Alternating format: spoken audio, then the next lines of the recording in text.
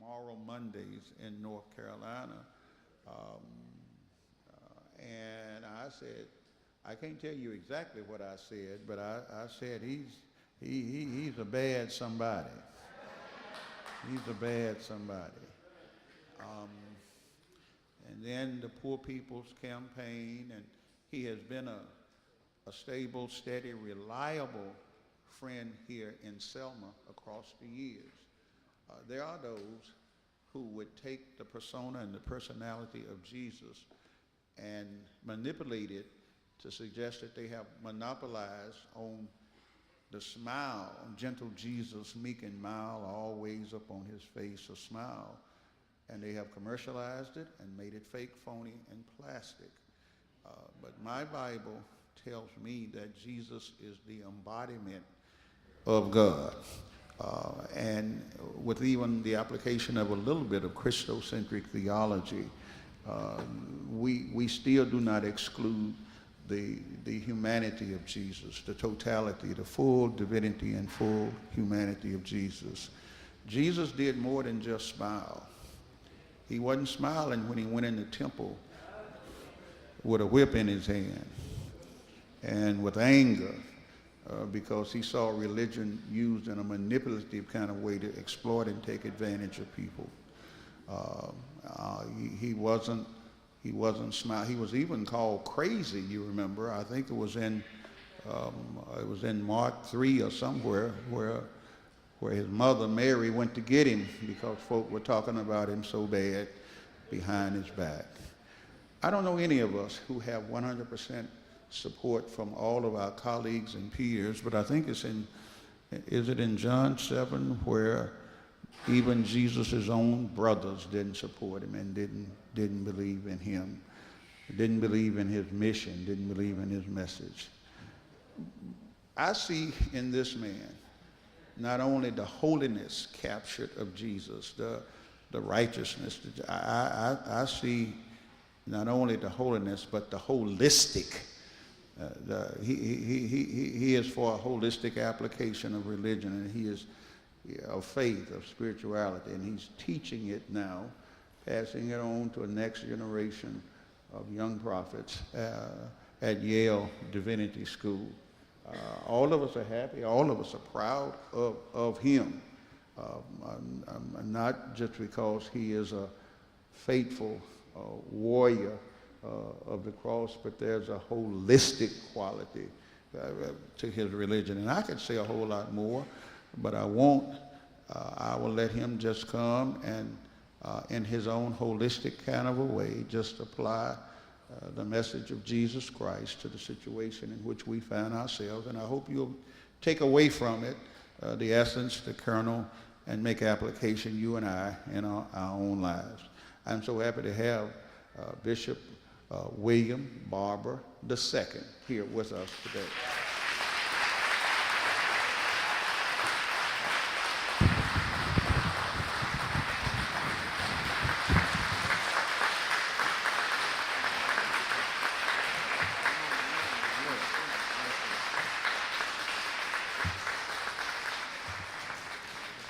Gracious, eternal God, we thank you for your goodness, for your mercy, for your love, for your kindness, for all of the ways that you have brought us over and brought us through.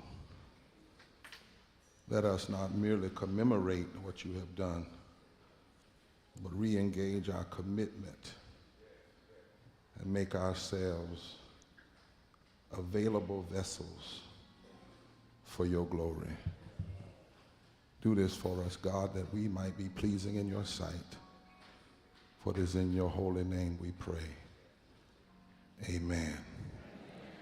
To this historic congregation, to the Bishop of Alabama, to all of the people who have come, as they say, protocol having already been established, to the pastor of this church, I said to him to know that we're going to, from the organization Rebuilding Broken Places, give $20,000 to the relief efforts here and $5,000 to Brown Chapel for continuing renovations. and we're honored to do that. Now, I'm getting older now. I've been pastoring 35 years, and I know when sermons have been preached.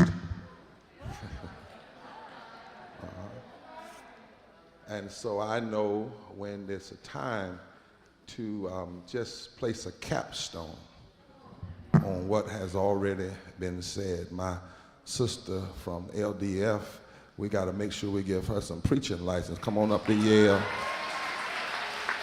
And, when we come to Selma, we know every greeting is a sermon.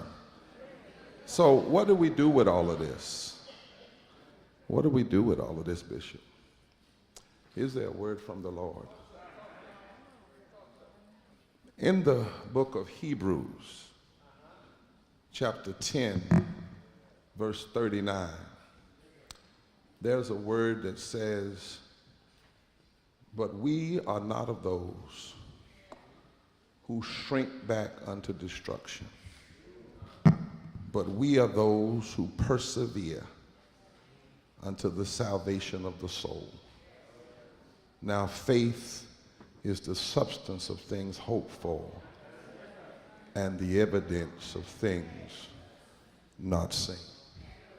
Would you say with me, shrinking back is not an option. We must stand up and push forward. Say that one more time. Say, shrinking back is not an option. We must stand up and push forward. When this letter to the Hebrews was originally written, the people were suffering under an imperial leader named Claudius. He was a liar. He was always trying to hurt people. He would do anything for power. He had the Senate in his control. And he was doing everything he could. He loved to put his name on buildings. Y'all hear what I'm saying? His name was Claudius. And the people at this time, the Hebrews were a group of Christians that Paul wrote to, and they were about to get tired. Jesus had been crucified, dead, and buried. And they were expecting the return of Jesus quickly, but Jesus had not come.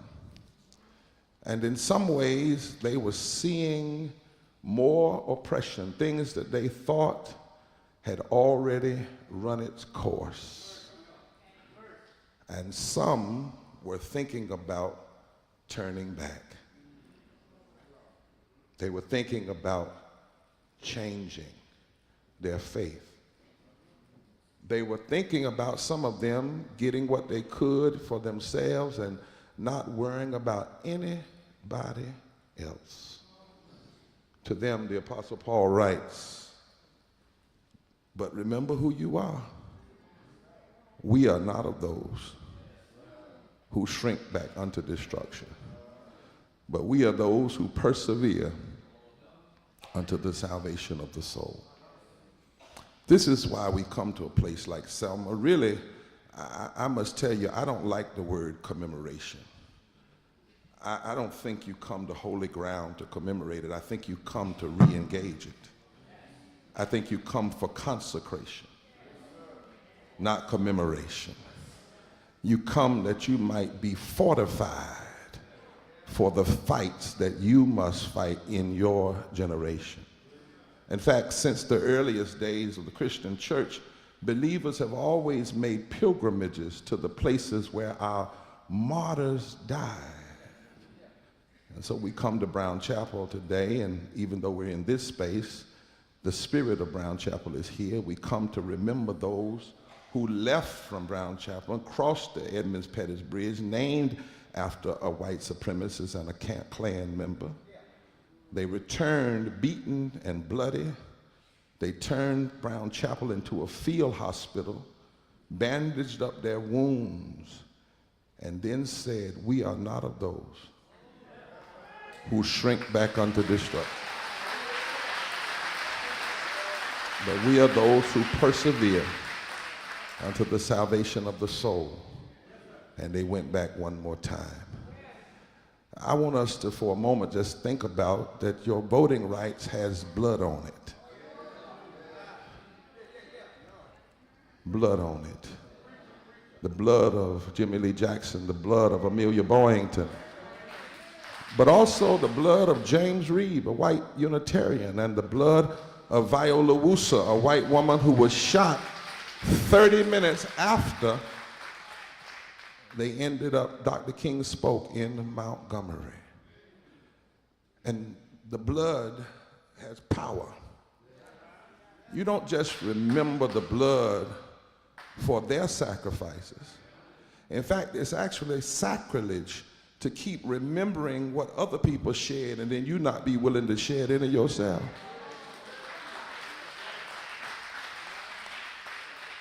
Because the best form of flattery is imitation. It's not just merely talking about what people did back then. The question is, what must we do now? They were willing to lay down their lives. They were willing to stand for truth and faith and justice and freedom. There's blood on our right to vote. There's blood on every opportunity that you have. Every place we go, every right that we enjoy. Touch your neighbor and say, there's some blood on it. And the blood keeps drawing us. And so we're gathered here. I hope we're gathered here not to shrink back, but to hold on to the hope that America may yet become what she has promised to be. That's why I raised this text today. We are not of those who shrink back unto destruction. You know, whenever you deal with oppressors, you better know who you are. Because one of the things an oppressor will do is try to take your mind and make you forget who you are. You've got to define yourself. You've got to know whose you are and who you are so that in the fight you won't forget who you are. And we've always had to fight, Bishop, to know who we are, because America has always had a kind of split personality, at times political and social schizophrenia, a great gulf between what she dreams to be and what she really is. That's why one of our national hymns says, America, America, God mend thine every flaw. Dr. King once critiqued this nation. He loved America, so he said, let us be dissatisfied until America will no longer have a high blood pressure of creeds and the anemia of deeds. And so, my brothers and sisters, yes, America has made some progress, but this has only come when some people knew who they were and refused to shrink back and instead stood up and pushed forward together. Look at a neighbor and say, shrinking back is not an option. Yes, yes, yes. And we need to know it didn't just start on Bloody Sunday here. You know, this fight in Selma was 40 years old before Dr. King and John Lewis and them ever came here. Let's tell the whole story. Before SNCC ever came here, the Dallas County Voting League was here all alone, asking people to risk their lives. Long before, in fact, the truth of the matter is, somebody told me that when they sent you to Selma, they sent you to die. They sent you to fail. Nobody thought anything good would come out of Selma. It was like Nazareth. Diane Nash and her husband, they didn't go to the March on Washington. They went to Selma. In 1963, August, instead of going to March on Washington, they came to Selma. And they had a mass meeting right across the street. Some of the members wanted to put the pastor out of the church because he opened the church up for the mass meeting. Let's tell the whole story. The police were around the building. There were more police around the building than there were people inside the building. This was 2 years before the march across the Edmonds Bridge. It wasn't but a few people, but they decided shrinking back was not an option. So here we are, Bishop. We claim to be a moral society, and if we are, then we got to face some things and ask the question, what do we do? Do you know, as we sit here today, before COVID started, there were 140 million poor and low-wealth people in this country. 140 million. That's 43% of the nation, 52% of our children. Now, poverty came down during COVID to 112 million. Somebody take this for me. But that's because of the relief money that came. But all the relief money is temporary. So the numbers are going to head right back up. Over 100 million people in the wealthiest nation in the world are poor and low wealth. 60.9% of all black people are poor and low wealth. That's 26 million people. 30% of all white people, that's 66 million white people. 68% of Latinos. What are we going to do with that? 700 people die every day from poverty. 700 people die every day from poverty. 250,000 people die every year from just poverty, according to the Mailman School of Public Policy. And you know, you don't hear politicians talking about this. When's the last time you heard a presidential debate on poverty, where candidates for president were asked, what are you going to do about poverty if you become the president of this country? We hear about the middle class. We hear about the wealthy. In the South, 1/3 of all poor people live in the South. In the South, there's not one state in the South that has under 40% of its people in poverty and low wealth. In the South. In the South, we have people dying because they can't eat. Food deserts. In this country, we have 400 families who make $97,000 an hour, while you can get arrested simply for fighting for $15 living wage. I know I've been arrested 7 times for just standing for living wages.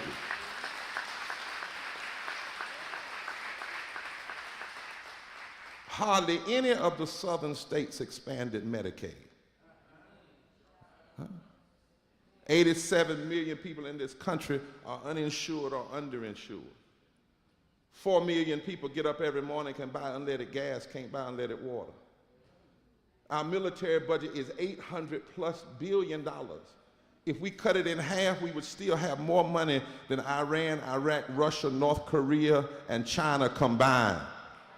If we took just 10% of our military money, we could provide health care and public education for all of the people of this country.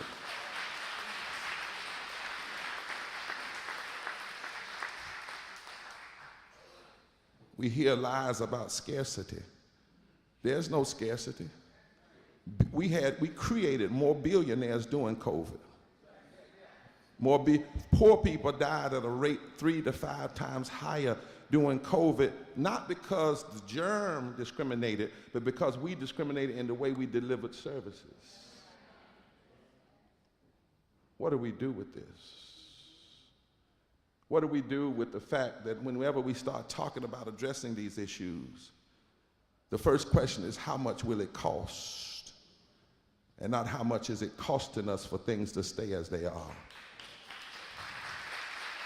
You heard my dear sister talk about the Voting Rights Act and how it was gutted on June 25th, 2013. Let me go a little bit further.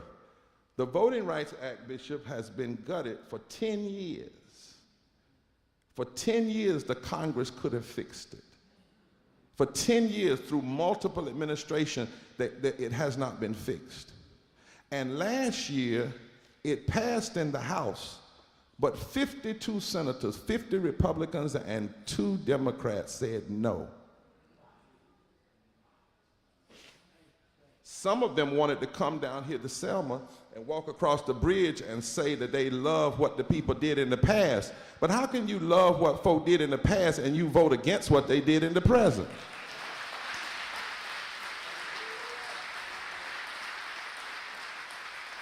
So we have less voting rights today than we had August 6, 1965.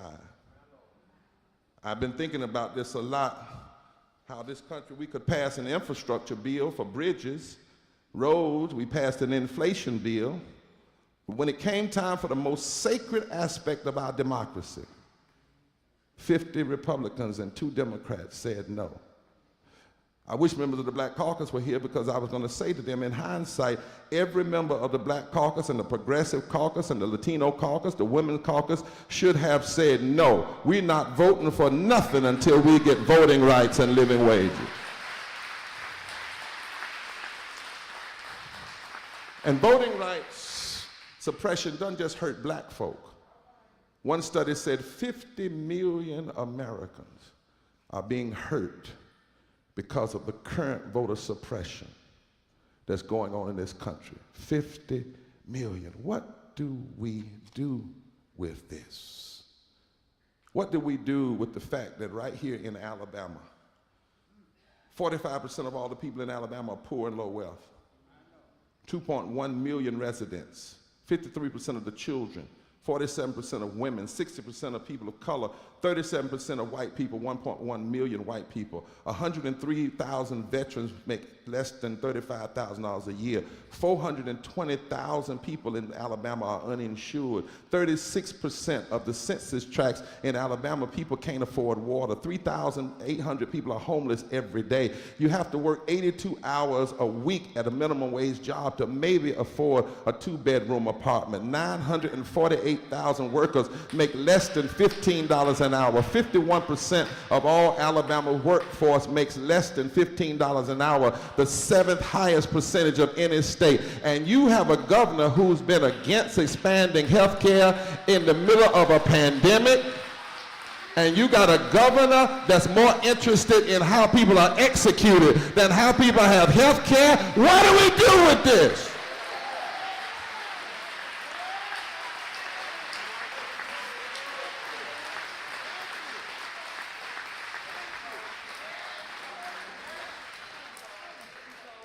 Then over in Florida, you got the DeSantis deflection. You know why he's trying to block Black History programs? Because he doesn't want us to talk about the real issues. He's doing the same thing George Wallace did. Segregation yesterday, today, and tomorrow. It's a deflection.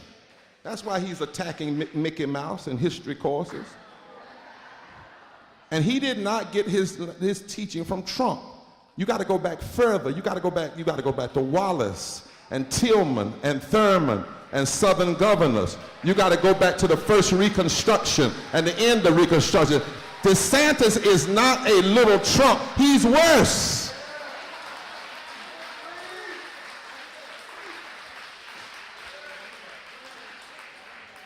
See, he doesn't want us to talk about the fact that 47% of Florida's citizens are poor, 10 million people, and his policies aren't doing anything to help them. He doesn't want us to talk about the fact that the minimum wage of $11 an hour in Florida, you still have to work 80 hours a week to afford a 2-bedroom apartment. He does not want us to talk about that 50% of Florida's workforce makes less than $15 an hour, 2.7 million people. He doesn't want us to talk about this.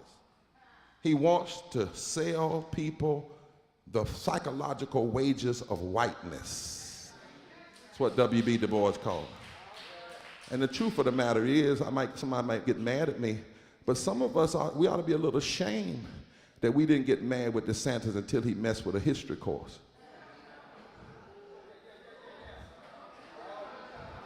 So you wasn't bothered by him blocking your living wages? You wasn't bothered by him blocking health care? That's the fight he wants. That's the deflection. He wants just a black-white fight.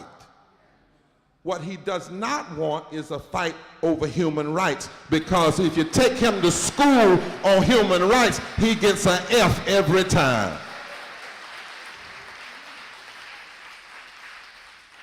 Dr. King said at the end of the Selma to Montgomery March, the greatest fear of the Southern aristocracy was the possibility of the masses of black people and the masses of poor white folk coming together and forming a voting bloc that would fundamentally change the economic architecture of the country. Well, I had a lot more to say, but let me ask you, what do you do with this? Well, you don't shrink back. First thing we got to do is deal with this, is recognize that all these issues are not about Democrat versus Republican and left versus right, but right versus wrong.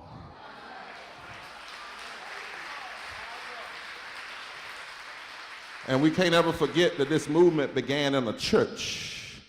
If there's ever been a time people of faith need to stand up, it's right now. If there's ever been a time the preachers need to be on fire in the pulpit, it's right now. If there's ever been a time we need to challenge injustice from the pulpits and from the pew, it's right now.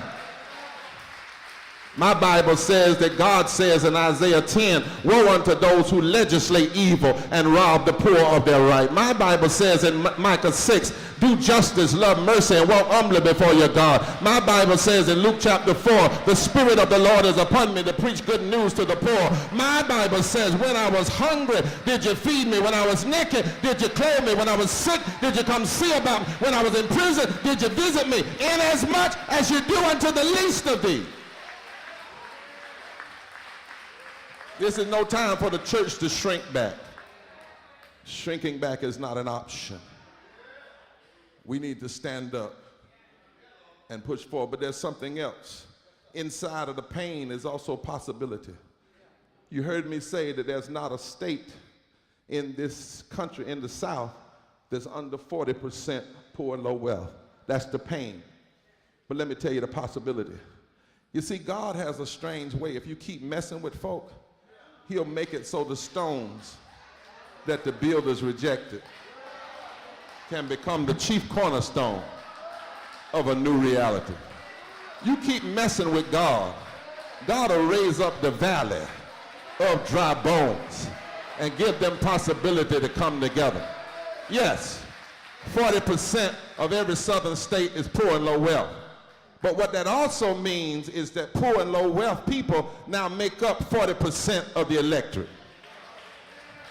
And there's not a southern state where if 20% of poor and low wealth people across the board, not just black people, but poor black folk and white folk and Latinos and indigenous people in Asia, if they came together, the stones that the builders rejected could choose presidents and choose governors and choose senators. We have more power now than our foreparents ever had. Question is, what are we going to do with it, Bishop? And I suggest that it's time to come together. And y'all in Alabama, don't let folk lie to y'all and say white and black folk ain't never come together. Do you know in 1869, white and black folk came together and formed unions in Alabama? In 1870? In the 1880s, if they did it then, we can do it now. If they did it back then, what did they do in 65? They didn't have any black caucus in 65. They didn't even have a president that wanted to pass the Voting Rights Act. But they decided, it wasn't even an election year, but they elected to change the atmosphere because they said shrinking back is not an option. How did slavery come down? Somebody decided to stand up and push forward and declare shrinking back was not an option. How did Jim Crow come down? Somebody decided to stand up and push forward and not shrink back. How did women get the right to vote? Somebody decided to stand up and push forward and not shrink back. How did apartheid end? Somebody decided to stand up and push forward and not shrink back. And so my brothers and sisters, this is where we are. And I just was thinking about it, and I'm gonna close right here. I was thinking about how we're here today. 404 years since the first ship landed in Virginia to bring slaves. And we've been standing up and pushing forward ever since. 250 years since Crispus Attucks was the first black person to die fighting for the American democracy. And we've been standing up and pushing forward ever since then. 236 years since we were called fractions in the Constitution. But what we've been doing, standing up and pushing forward ever since then. 174 years since Harriet Tubman escaped slavery. We've been standing up and pushing forward. 171 years since Frederick Douglass said that your July 4th is nothing but fraud and bombast and hypocrisy until America does right by the sons and daughters of slaves. We've been standing up and pushing forward. 160 years since the Emancipation Proclamation. We've been what? Standing up and pushing forward. 153 years since the ratification of the 15th Amendment guaranteed the right to vote. We've been what? Standing up and pushing forward. 69 years since black, white, Jewish women lawyers won the Brown versus Board of Education and tore separate but equal down. What we've been doing? Standing up and pushing forward. 68 years since the murder of Emmett Till and his mama made the whole world look at his body. We've been what? Standing up and pushing forward. 68 years since the Montgomery bus boycott lasted 381 days. What we've been doing? Standing up and pushing forward. 59 years since Fannie Lou Hamer said there comes a time when you get sick and tired of being sick and tired. We've been doing what? Standing up and pushing forward. 60 years since the murder of Medgar Evers. 60 years since the March on Washington. 60 years since the bombing of 4 girls in a Birmingham church. 59 years since the signing of the Civil Rights Act. 58 years since Malcolm was killed. 56 years since Martin Luther King said nothing would be more tragic than for us to turn back now, and then he was killed the next day. What have we been doing? Standing up and pushing forward. Turn to your neighbor and say, neighbor, shrinking back is not an option until every child is educated, until the vote is protected, until everybody has health care, until police violence is stopped, until voting rights are expanded, until saving the world is more important than blowing up the world. We can't shrink back. We've come too far to turn back now. Do I have a witness in this house? Tell your neighbor, say, neighbor, we've come this far by faith, leaning and depending on the Lord. Nothing has stopped us yet. We won't turn back. Shrinking back is not an option. It's time to stand up, push forward, keep winning, keep believing. God is on our side. Do I have a witness? Won't God help us? Won't God make a way? Tell your neighbor, neighbor, shrinking back is not an option. Falling back is not an option. Standing back is not an option. Going back is not an option. Turning back is not an option. Stand up. Push forward. God will carry us all